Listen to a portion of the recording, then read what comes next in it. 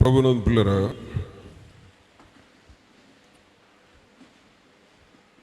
మనము గత వారములో 100 గంటల ప్రార్థనను ఏర్పాటు చేసుకొని మనమందరము ఆ ప్రార్థనలో పాల్గొన్నాం. మన వంతులు వచ్చి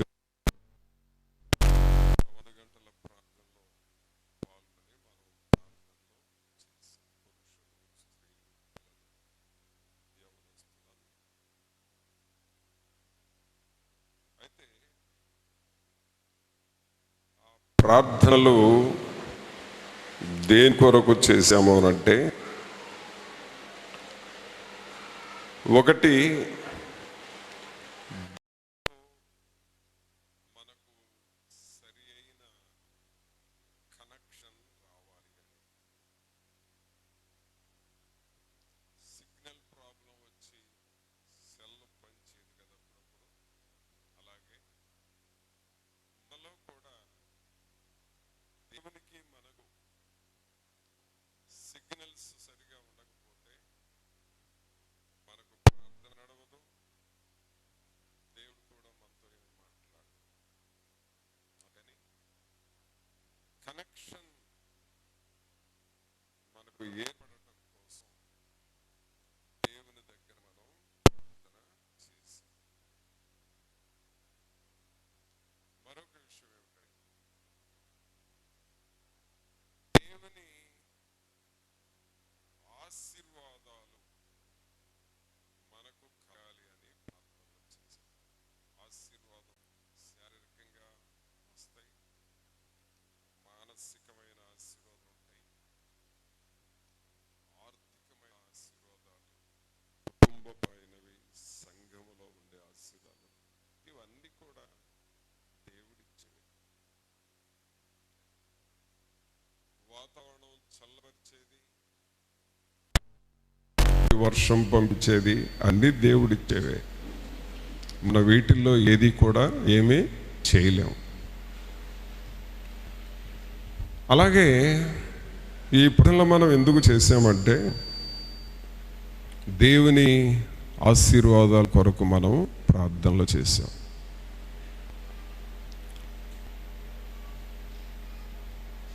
అలాగే ప్రియులరా,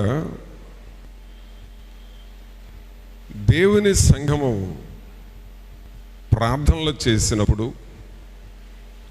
దేవుని సన్నిధిలో మనం మొరపెట్టుకున్నప్పుడు దేవుని ఆశీర్వాదాలు మన మీద పడతా ఉంటాయి. ఇవ్వండి, కొట్టండి ఒకసారి, ఆమేన్ అనండి. దేవుని ఆశీర్వాదాలు మన మీద పడతా ఉంటాయి. కనీసం ఈరోజు ప్రతి ఒక్కరి మీద 4-5 చినుకులన్నా పడి ఉంటాయి. పడ్డాయా? పడ్డవాళ్ళందరూ ఆమేన్ అని చెప్పండి. అది చూడండి ఎంతమంది చెప్పారు. కాబట్టి 4-5 చినుకులన్నా పడి ఉంటాయి. అలాగే ఈ 100 గంటల ప్రార్థనలో పాల్గొన్న మనకు ప్రతి ఒక్కరికి కొన్ని ఆశీర్వాదాలు దేవుడిస్తాడు. ఆమేన్. అనగా మనము కానీ, మన పిల్లలు కానీ, మన కుటుంబాలు కానీ, మన సేవ కానీ, మనం చేయుచున్న అన్ని ప్రాంతాలలో సేవ ఆశీర్వాదకారకముగా ఉండాలి.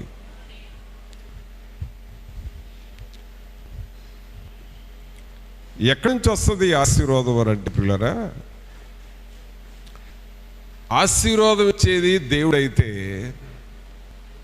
వాటిని కాపాడుకోవాల్సింది మనము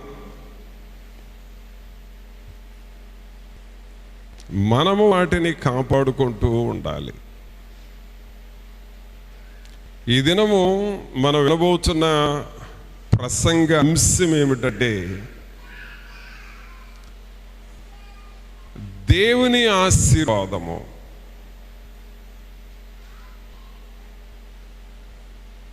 మనం ఎలా కాపాడుకోవాలి.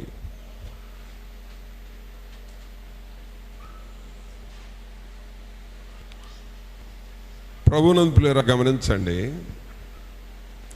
ఈ ఆశీర్వాదాలు ఎవరిస్తారు అనంటే దేవుడిస్తాడు అని విన్నాం. మనల్ని దేవుడు ఎందుకు పిలుస్తున్నాడు? వాక్యంలో చూడండి, పేతురు రాసిన మొదటి పత్రిక, పేతురు రాసిన మొదటి పత్రిక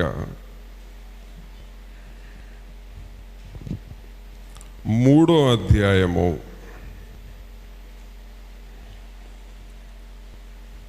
1 పేతురు 3వ అధ్యాయము 9వ వచనం చదువుదాం. ఆశీర్వాదమునకు వారసులవుటకు మీరు పిలువబడితిరి గనుక కీడుకు ప్రతి కీడైనను దోషణకు ప్రతి దోషణ అయినను చేయక దీవించుడి. ప్రియులారా గమనించండి, మనకు దేవుని దగ్గర నుండి ఒక పిలుపు వచ్చింది, ఒక ఇన్విటేషన్, ఒక ఆహ్వానం వచ్చింది. ఏమిటి ఆహ్వానం అంటే, ఆశీర్వాదమునకు వారసులవుటకు మీరు పిలువబడితిరి. దేనికి పిలిచాడండి దేవుడు మనల్ని? ఆశీర్వాదానికి వారసులవడానికి పిలిచాడు. ఒక సహోదరుని, ఆయనకు బాగా పెద్ద పొట్ట ఉంది, పెద్ద పొట్ట, ఎంత లావునా అంత ముందుకి పేద గోతం లాంటి పొట్ట ఉంది. ఏందనా ఈ పొట్ట, ఏంటి దీన్ని తగ్గించుకోవాలంటే ఆయన సీరియస్గా అన్న మాట ఏంది సార్, ఆ పొట్టంత చెయ్యంత తడుకొని ఇదంతా దేవుని ఆశీర్వాదం బ్రదర్ అన్నాడు. ఇదంతా దేవుని ఆశీర్వాదం బ్రదర్, ఎంత ఆశీర్వాదం దేవుడు నాకు ఇచ్చాడు అని అంటున్నాడు. పిల్లరా, ఏదేదో ఆశీర్వాదం అనుకోవడం, కానీ అసలు ఇక్కడ ఒరిజినల్గా దేవుడు మనల్ని ఎందుకు పిలిచాడంటే, ఆశీర్వాదమునకు వారసులవుటకు మీరు పిలువబడితిరి గనుక కీడుకు ప్రతి కీడైనను దోషణకు ప్రతి దోషణ అయినను చేయక దీవించుడి. గమనించండి, ఆశీర్వాదము అనేది పిల్లరా మొట్టమొదట మనము చెప్పాలి. ఇక్కడ ఏమన్నాడంటే దీవించుడి అని అన్నాడు. దీవించుడి అనంటే మనం చెప్పాలి నోటితో. మనం నోటితో ఒక మాట చెప్తే ఆ మాట వారికి ఆశీర్వాదంగా మారిపోద్ది. అక్కడ ప్రభువే అంటున్నాడు కదా, పేతురు గారు రాస్తున్నాడు కదా, కీడుకు ప్రతి కీడైన దోషణకు ప్రతి దోషణ అయినను చేయక దీవించుడి. దీవించుడి అంటే మీరు చెప్పండి, మీ నోటితో చెప్పండి. అనగా దేవుడు మన నోటిలో ఆశీర్వాదం పెట్టాడండి.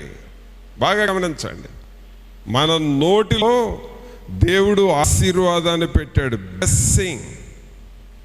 నువ్వేది చెబితే అది నీ నోటితో చెప్పినప్పుడు అది వారికి ఆశీర్వాదకరంగా మారిపోద్ది. అయితే ఆ నోరును మనం ఎలా కాపాడుకోవాలి, ఆశీర్వదించిన నోరు ఎలా ఉండాలి అనంటే, సామెతల గ్రంథం తీయండి. సామెతల గ్రంథము 4వ అధ్యాయము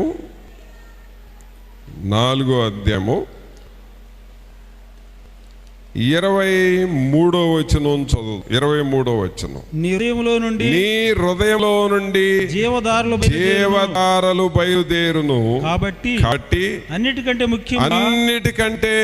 ముఖ్యముగా నీ హృదయమును భద్రముగా కాపాడుకొనుము.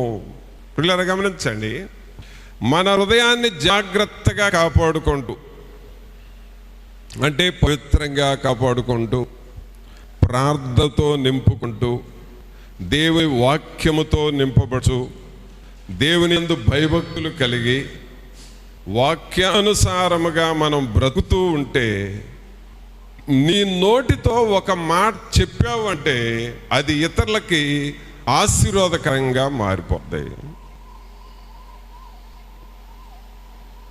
అనగా దేవుని ఆశీర్వాదాలు నీ నోటిలోనే ఉంచాడు, నీ హృదయములో ఉంచాడు. వాటిని నువ్వు చెప్పాలి, నువ్వు పలకాలి.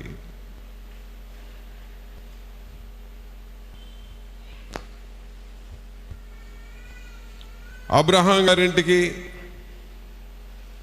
దేవదూతలు 3 వచ్చి శారాతో ఏమన్నారంటే, వచ్చే సంవత్సరానికి నేను మరలా మీ ఇంటికి వస్తాను, ఆ సమయానికల్లా నీకు ఒక కుమారుడు కలుగాడు అని చెప్పి ఆశీర్వదించాడు.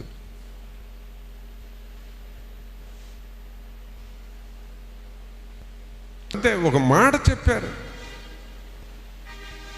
అది ఒక మెడిసిన్ కాదు, ఒక మాట. ఆ మాట చెప్పారంతే. ఆ చెప్పినోళ్ళ హృదయాలు ఎలాంటివంటే పవిత్రమైనవి, పరిశుద్ధమైనవి, దేవుని వాక్యము నింపబడిన హృదయాలు, దేవుని ఆత్మచేత నింపబడిన హృదయాలు. వారు దేవుని ఆత్మచేత నింపబడ్డారు. మీదకి మీ ఇంటికి వస్తాం, నీకు కుమారుడు కలుగుతాడు అని చెప్పగానే దేవుని ఆశీర్వాదం ఆ ఇంటిలోనికి వచ్చింది. ప్రియరా, మన నాలుకలో దేవుడు ఒక ఆశీర్వాదం పలికే శక్తిని ఉంచాడు. అందుకనే నాలుకను పిచ్చి పిచ్చిగా మాట్లాడకూడదు. నీ ఇష్టం వచ్చినట్లు చెడ్డ మాటలు చెప్పడం, అబద్ధాలు చెప్పడం, ఈ నాలుగుతో అనవసరమైనవి చెబుతా ఉంటే దేవుని ఆశీర్వాదం నీలో నుండి పోతా ఉంటది. దేవుని ఆశీర్వాదం నీలో ఉండాలి అనంటే ఇక్కడ చదివిన మాటలు ఏంటంటే, నీ హృదయంలో నుండి జీవధారలు బయలుదేరును. కాబట్టి అన్నిటికంటే ముఖ్యముగా నీ హృదయమును భద్రముగా కాపాడుకొనుము. నీ హృదయాన్ని భద్రంగా కాపాడుకో, ప్రార్థనతో నింపుకో. 100 గంటల ప్రార్థన అంటే ప్రార్థన చేసుకో, 24 గంటల ప్రార్థన అంటే వెళ్ళి ప్రార్థన చేసుకో, 1వ తారీఖు ప్రార్థన అంటే వెళ్ళి ప్రార్థన చేసుకో, ఉపవాస ప్రార్థన అంటే వెళ్ళి ప్రార్థన చేసుకో. ప్రార్థనతో నింపుకుంటా ఉండు నీ హృదయాన్ని, వాక్యంతో నింపుకో, ప్రార్థనతో నింపుకో. నీ ఒక మాట చెబితే ఆ మాట ద్వారా దేవుని ఆశీర్వాదం వస్తుంది. ఈ నాలుక మాట్లాడటానికి ఉపయోగపడేది నాలుక. ఈ నాలుక ఎలా ఉండాలని వాక్యం ఉందంటే 15వ అధ్యాయం తీయండి, సామెతల్లోనే 15వ అధ్యాయము 4వ వచనం చూస్తే 2వ వచనము 4వ వచనం 2 చదువుదాం. జ్ఞానుల నాలుక మనోహరమైన జ్ఞానాంశములు పలుకును. చూసారా, జ్ఞానుల నాలుక. దేవుని ఆశీర్వాదం నీకు రావాలి అనంటే జ్ఞానుల నాలుకలాగా మన నాలుక ఉండాలి. జ్ఞానముతో, దేవుని జ్ఞానముతో మన నాలుక ఉండాలి.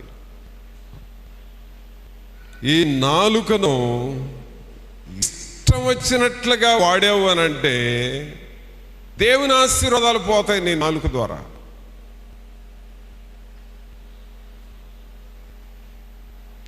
నాలుక నీదే అవ్వచ్చు, కానీ ఇష్టం వచ్చినట్టుగా మాట్లాడితే నీ ఆశీర్వాదాలన్నీ ఎగిపోతాయి. నీ నాలుకను బహు జాగ్రత్తగా వాడుకోవాలి. ముఖ్యంగా అబద్ధాలకు నీ నాలుక వాడకూడదు. అబద్ధాలకు వాడావంటే నీ ఆస్వాదం నీవే కోల్పోతావు. కొన్నిసార్లు మంచి కోసం కూడా ఏదో ఒక మంచి అన్నట్లుగా దానికోసం నువ్వు అబద్ధం ఆడిన అవసరం లేదు.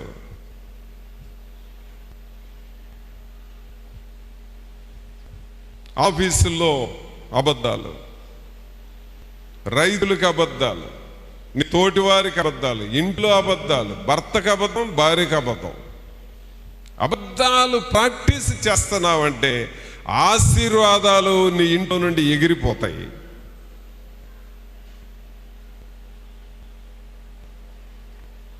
దేవుని వాక్యం చెబుతుందంటే జ్ఞానుల నాలుక మనోహరమైన జ్ఞానాంశములు పలుకొను. మనోహరమైన అంటే స్వీట్ అండ్ సౌండ్, చాలా తీపిగా ఉండే మాటలు అవి.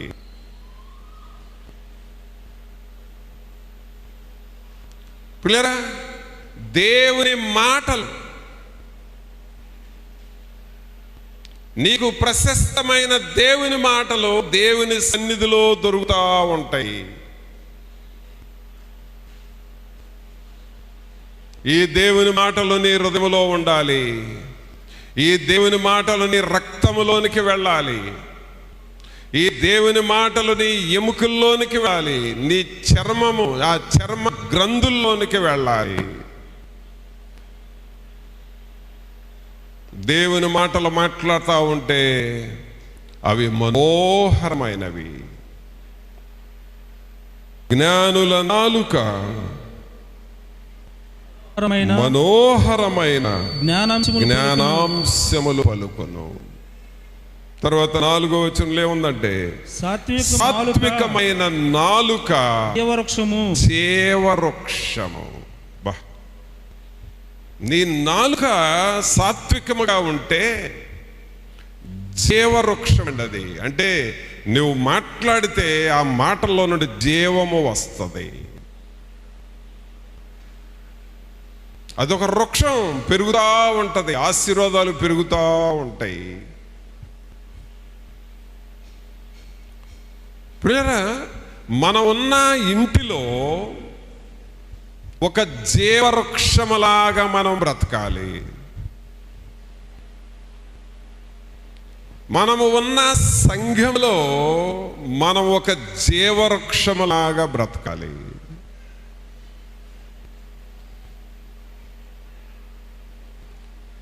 సాత్వికమైన నాలుక జీవవృక్షము. సంఘములో ఆశీర్వాదాలు రావాలి అంటే సంఘములో ఆశీర్వాదకరమైన జీవవృక్షాలుగా మనం మారాలి. మన ఇంటిలో దేవుని ఆశీర్వాదాలు రావాలి అనంటే ఇంటిలోని ఒక జీవవృక్షంలాగా మారాలి. ఊరక పొడిచినట్లుగా మాట్లాడటం కాదు, గుచ్చినట్లుగా కత్తిపోటు లాంటి మాటలు మాట్లాడటం కాదు, పెడద్రమైన మాటలు, రూప మాటలు. ఈ మాటల వలన ఆశీర్వాదాలు మనకు దూరం అయిపోతున్నాయి. ప్రియులారా, దేవుని వాక్యం కదా, జ్ఞానుల నాలుక జ్ఞానాంశములో పలుకును, సాత్వికమైన నాలుక జీవవృక్షము. ఈ జీవవృక్షము లాంటి నాలుకను, నోటిని ఉపయోగించి ఇతరులను నీవు దీవించాలి, ఇతరులను నువ్వు ఆశీర్వదించాలి. సహోదరుడా, సహోదరి, ఇలాగు నువ్వు దేవుని వాక్యం వింటే ప్రత్యేకమైన 100 గంటల ప్రార్థనలో పాల్గొని హృదయమంతటితో నువ్వు ప్రార్థన చేస్తే నీకొక ఆశీర్వాదం, నీ కుటుంబానికి ఒక ఆశీర్వాదం ఉంటుంది.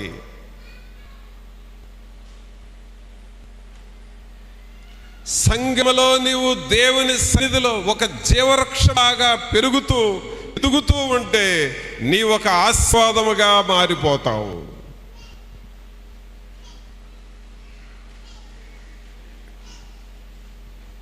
పిల్ల, ఇంట్లో శాపాలు ఉన్నా సరే శాపాలు కొట్టివేయబడి దేవుని ఆశీర్వాదాలు ఇళ్లలోనికి వస్తాయి.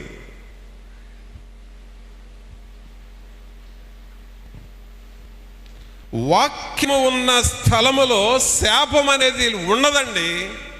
శాపం అనేది చచ్చిపోతాయి.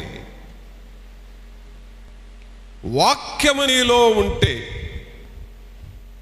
వాక్యము మనలో బ్రతుకుతూ ఉంటే, వాక్యానికి నువ్వు చోటిస్తూ భయపడుతూ ఉంటే, శాపము చచ్చి ఆశీర్వాదము మొలుస్తుంది నీలో.